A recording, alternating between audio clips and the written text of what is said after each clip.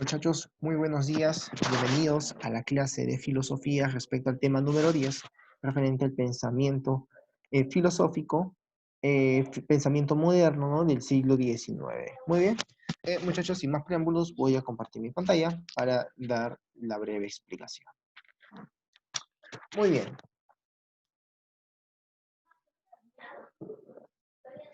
Filosofía moderna del siglo XIX. La filosofía moderna del siglo XIX, ¿sí? La filosofía moderna del siglo XIX, vamos primero a tocar el contexto histórico. Surge la segunda revolución eh, industrial en Inglaterra, ¿sí? La segunda revolución industrial en Inglaterra. También surge lo que es el colonialismo de las potencias europeas, se expande en África y en Asia, ¿no? Por tu profe de historia te habré explicado mucho más detalladamente acerca de este punto. Hay avance de la ciencia y tecnología en Europa, ¿no? Gran avance de la ciencia y tecnología en Europa. Surge una nueva clase social llamada el proletariado, formados por campesinos y obreros, ¿no? Formados por campesinos y obreros. Muy bien, entonces vemos que es una etapa movida dentro de Europa, ¿no? Vemos que Europa va a cambiar tanto demográficamente, políticamente, históricamente y también en pensamiento y filosofía, que es el tema del día de hoy. Muy bien, entonces ya hemos visto este contexto histórico, ya tenemos en cuenta acerca de ello y vamos a ir ahora al pensamiento en sí. Primero vamos a hablar de Georg Wilhelm Friedrich Hegel. Hegel nació en Stuttgart en 1770, ¿no? Y falleció en Berlín en 1831. Entonces, entonces su filosofía representa un sistema deductivo. El sistema deductivo cuyo objetivo es alcanzar el conocimiento absoluto. Dato interesante, ¿ah? Dato interesante acerca del conocimiento absoluto. Su filosofía representa un sistema deductivo, ¿no? Como te estoy mencionando, donde el objetivo es alcanzar el conocimiento absoluto, ¿no? Fundado exclusivamente en las premisas de la lógica, de las que parte la razón. Esta por ejemplo, esto deduce la realidad empírica sin tener que apoyarse en ella, ya que la ciencia o filosofía debe caracterizarse por su autonomía, necesidad y universalidad. También tiene que ser un saber holístico, pues en ella constituye el todo, es el idealismo absoluto. Entonces, para ir por partes, muchachos, la filosofía y la ciencia, como dice Hegel, tienen que ir por caminos independientes, ¿no? Tienen que ir por caminos independientes. Muy bien. Y que obviamente esta postura de Hegel siempre va a concebir la realidad incesante del movimiento dialéctico, ¿no? Que transcurre por necesidad. Por tanto, sea el ámbito de la naturaleza o en el orden social, nada de lo acontecido es contingente, casual, azaroso o injusto. No todo tiene un orden, todo está en un orden, nada puede surgir de manera casual. El devenir, concepto muy importante, tiene entonces una finalidad, la cual es que la razón alcanza el saber absoluto, es decir, la comprensión de todo lo real como necesario. De esto se deduce que todo lo real es racional, todo lo real es racional y todo lo racional es real, ¿no? Es un juego de oraciones. Repito, Hegel deduce que todo lo real es racional y todo lo racional es real. Porque la razón puede explicar cualquier realidad existente y porque toda idea originaria en la razón posee realidad.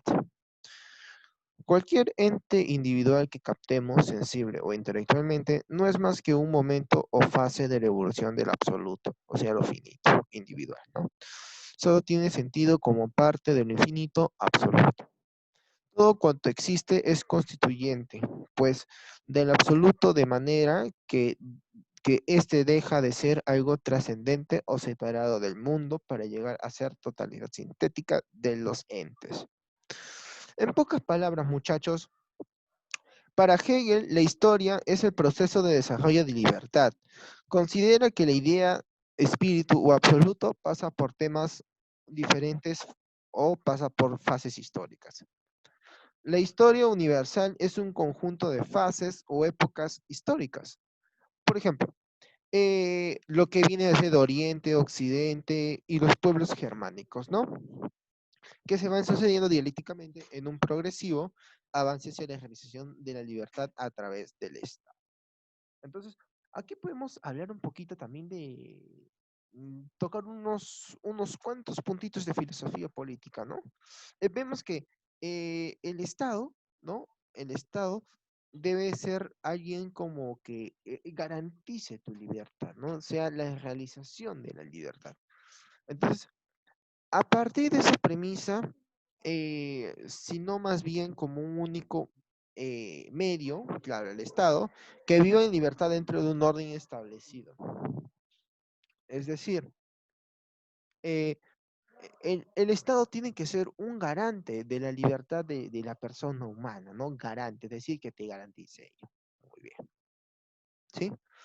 Bueno, entonces, una obra especial y muy importante dentro de Hegel es la fenomenología del espíritu, ¿ya? La fenomenología del espíritu es obra cumbre de Hegel, ¿no? Si quieren leer esta obrita, tienen que tener mucho cuidado porque es un poquito, o sea, eh, tiene términos un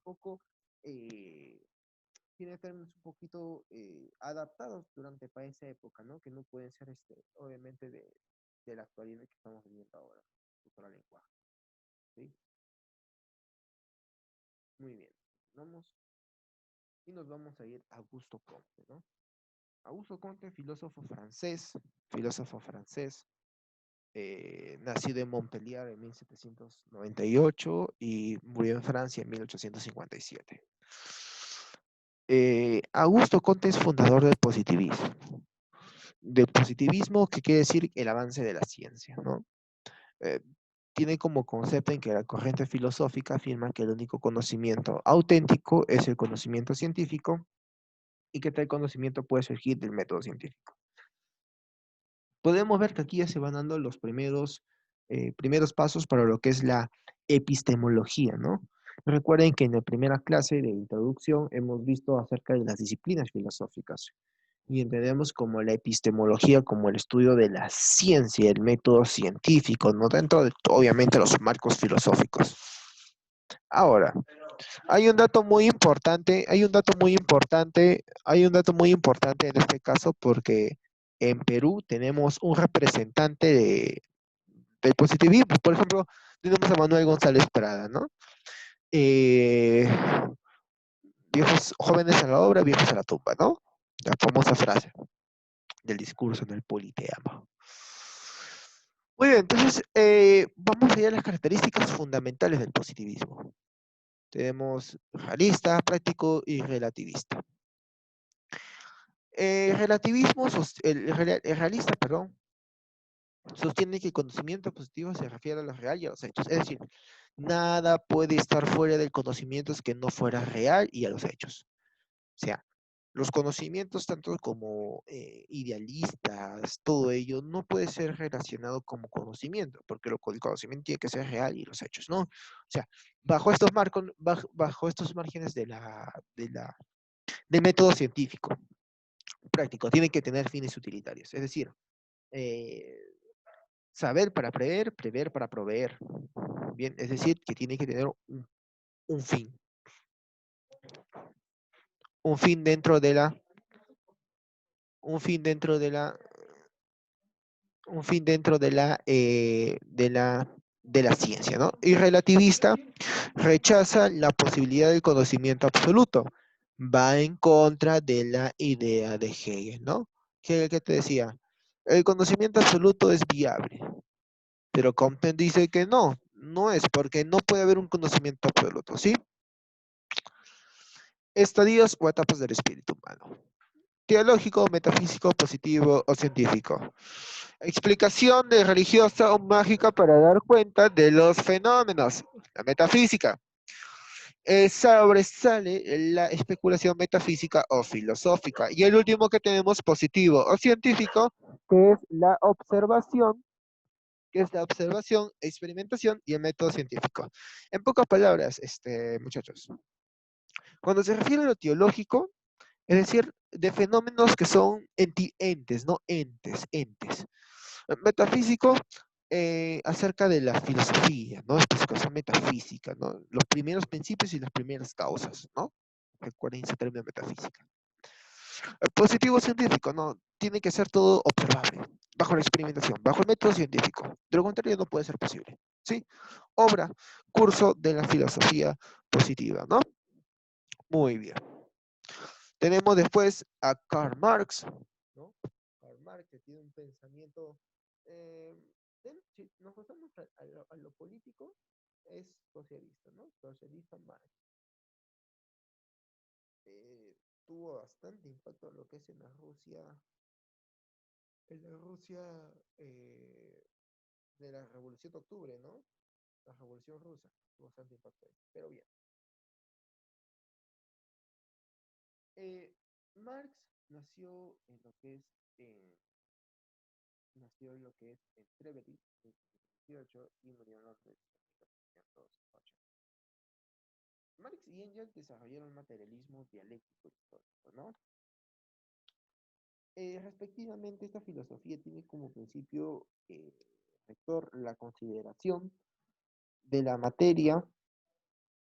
materia como el fundamento constituyente de toda realidad, sea esta de carácter concreto o abstracto, que tiene que ser conciencia o pensamiento, ¿sí? Eh, Marx aplicó la dialéctica a la historia, la sociedad y la economía, ¿sí? A la economía. Por eso su propuesta se conoce como materialismo histórico. Supone la inversión, en este caso, de la dialéctica hegeliana, porque se aplica a la realidad material, más no a la idea, ¿sí? Muy bien. Además, contiene una propuesta de una transformación, eh, vamos a llamar así, de una transformación eh, dialéctica, ¿no? Eh, También de que la esencia humana en sí tiene que ser un resultado de las relaciones sociales de producción, ¿no? Nada puede ir más allá de ello. Eh, Marx tiene una frase muy crítica para los filósofos más que todo, porque siempre lo que han tratado es de tratar de interpretar, ¿no? Cuando la cuestión es transformar. Por ejemplo, en esa frase, ¿no? Los filósofos han tratado de interpretar el mundo de diversos modos y de lo que se trata es de transformar. Bien, es decir, transformar el mundo es la finalidad que tienen que tener los filósofos. Sabemos que esto va bajo un margen socialista, ¿no? Bajo un margen del socialismo. Ahora, dentro de la concepción de la filosofía según Marx, Marx concibe la filosofía no tanto como una interpretación, sino como una transformación del mundo. Y esto está relacionado a la frase que te he puesto ahí. Muy bien. Tiene como obra El Capital, una obra El Capital, que es una obra que tiene mucho impacto, sobre todo para los que se dedican a esta rama, digamos, de este pensamiento político, ¿no? Muy bien. Continuando. Sí, continuamos. Y bien, vamos a hablar acerca de Friedrich Nietzsche, ¿no? Hay bastantes posturas, bastante teorías acerca del, pero me estoy salteando, sí, acerca de Nietzsche, ¿no? Como te estoy diciendo, hay bastantes posturas, hay bastantes teorías en las cuales se dice, ¿no? Que Nietzsche puede ser un nihilista o puede ser un vitalista. O sea, son dos teorías muy contradictorias, porque recordemos que el vitalismo es el planteamiento que la vida pone como fin supremo la vida, ¿no? La vida, la existencia de la vida como fin supremo. Mientras que el nihilismo es todo lo contrario, ¿no? El nihilismo es algo, eh, más contradictoria todo este campo de la supremacía de la vida. No es obviamente ir a un plano más agnóstico, un plano más divergente, ¿no? Entonces, dentro de estos parámetros vamos a ir al segundo punto. Propone lo apolineo, lo estático, equilibrado, racional, lo dionisiaco, la vida, el devenir, lo pasional. Es decir, una vida sin ningún parámetro social, sin ninguna cadena que pueda arrastrar al hombre a lo que es, eh, vamos a llamarlo así, hacia cuestiones religiosas, cuestiones sociales que pueden atar la vida del ser humano, ¿no? Tiene una crítica hacia lo occidental. ¿Por qué hay crítica a lo occidental? Porque siempre ha planteado que estos valores occidentales sean de supremacía por encima de todos los valores que existen en todo el mundo, ¿no?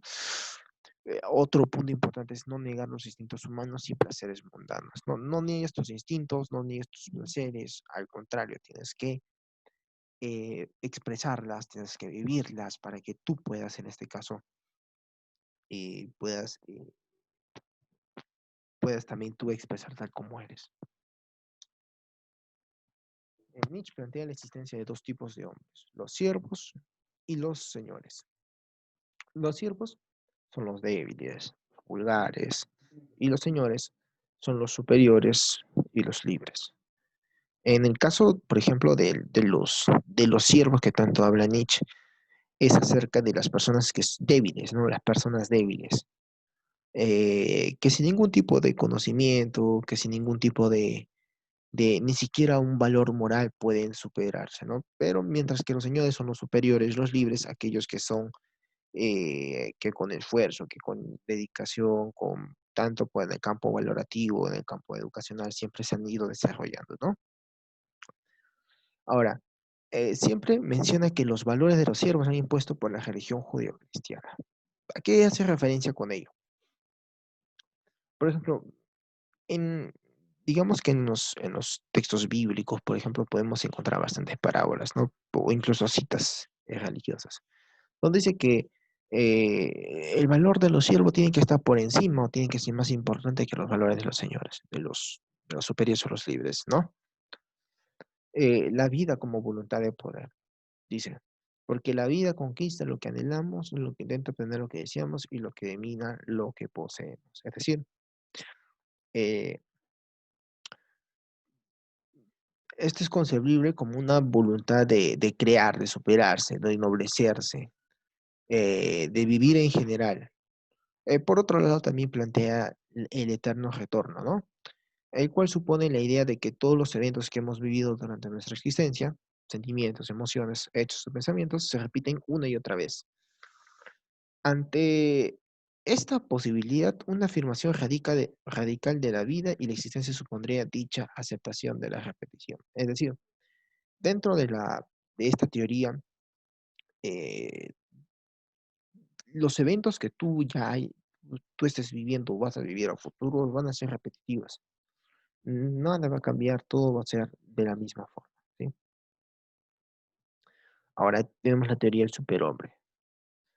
Precisamente esto se da en la obra de Nietzsche, ¿no? Así habló Zaratustra.